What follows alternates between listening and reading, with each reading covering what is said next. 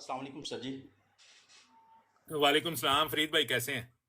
जी अल्हम्दुलिल्लाह सर, अल्लाह ताला आपको इसी तरह खिदमत खल्क करने की तौफीक देता रहे जी, हमें बड़ा फ़ायदा होता है सर जी आपकी बातों से। बहुत शुक्रिया सर। जी सर जी, मैंने ये आपसे पूछना था कि अगर पार्लियामेंट वहाँ पे करवानी है और 2 साल रह गए हैं पासपोर्ट ख़त्म होने में, तो उसके ऊपर दो तीन मुल्कों की स्टैंपें लगी हुई हैं।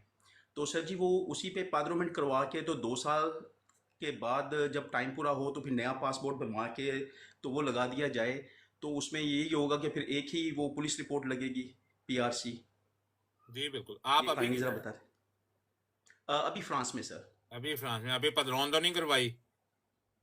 नहीं सर, अभी नहीं करवाई सर, मेरी आपसे बात भी हुई थी तो सर फिर आपने कहा था फैमिली के साथ हुई इधर सर, तो वो हाँ मैंने जी बस जी वो जी। आप गलती मुझे कर बैठा हूँ। आप समझ आ गए, आप समझ आ गए। ठीक है। आप कोई मसला जी नहीं है, सर। आप वहाँ पे जाए, जाके पदरौन करवाएं। वो आपने जो केस विड्रा करवाना था करवा लिया?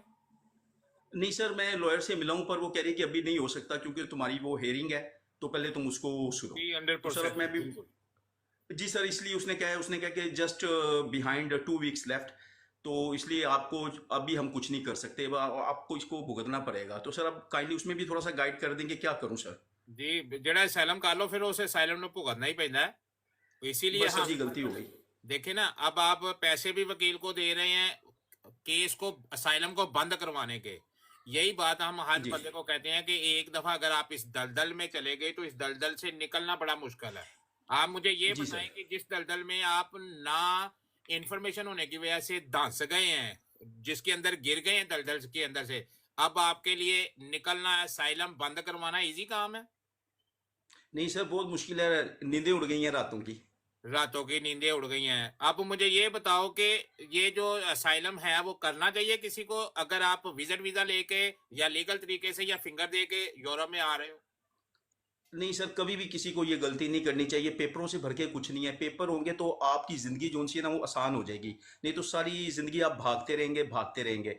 पैसों से पेपर नहीं खरीदे जाते, टाइम से पेपर मिलते हैं। बिल्कुल ऐसा ही है। तो अब आपने क्या करना है, टेंशन लेने की जरूरत नहीं है। आप अकेले जाओ, 2 साल का भी आपके पास कार्ड वैलिड है।